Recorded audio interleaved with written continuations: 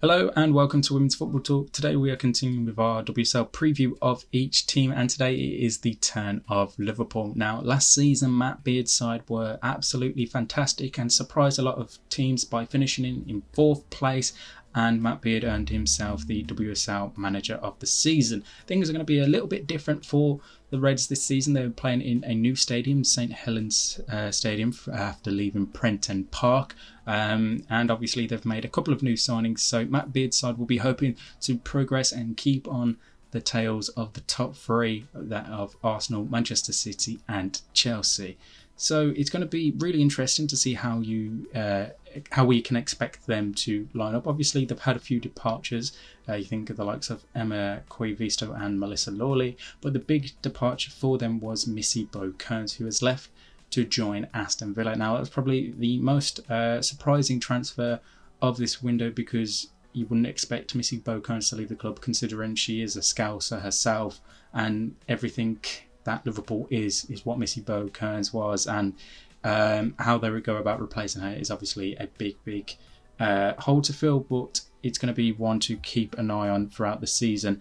Now, in terms of incomings, they haven't done really much business. They've brought in Cornelia Capox, Gemma Evans and Olivia Smith. In terms of who will be my standout signing for them, it is of course Olivia Smith, the youngster brought in for a club record fee from Sporting Club de Portugal over in Portugal. She was absolutely fantastic, and she scored 13 goals and 9 assists in 18 games last season, and was with the Canadian national team recently at the Under-20s World Cup until they got eliminated over the last couple of hours or so as a time recording.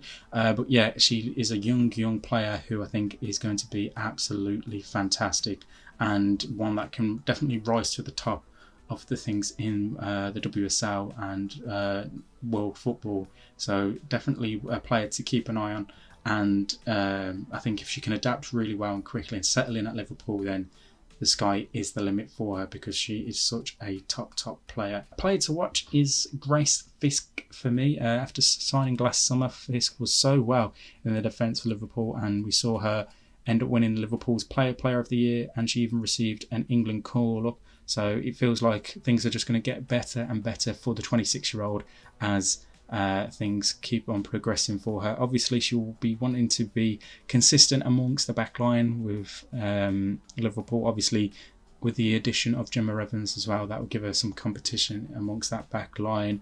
And obviously, potentially, if she can keep getting a call up to the England squad and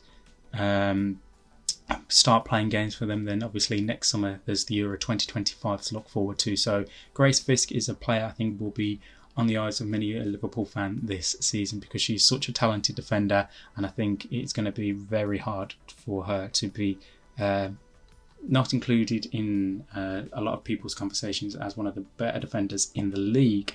Now, the breakout young player for me is Mia Enderby at 19 years old. She is a very highly rated player, showing at the Euros with England under 19. She was very good and played quite consistently until obviously England got knocked out by Spain, but she was limited appearance wise, and we're expecting her to again maybe not be starting regularly, but putting in minutes off the bench and getting the maybe odd occasional start, 30 minutes 40 minutes in the second half is what she'll be hoping for. But definitely a talent that is on the books for Liverpool. Again, a lot of good talents at the disposal for Matt Beard's side. So if she can develop, then she is going to be really big for them. In terms of what you can expect from them throughout, in general, Liverpool, I think, again, it's going to be another good season for them.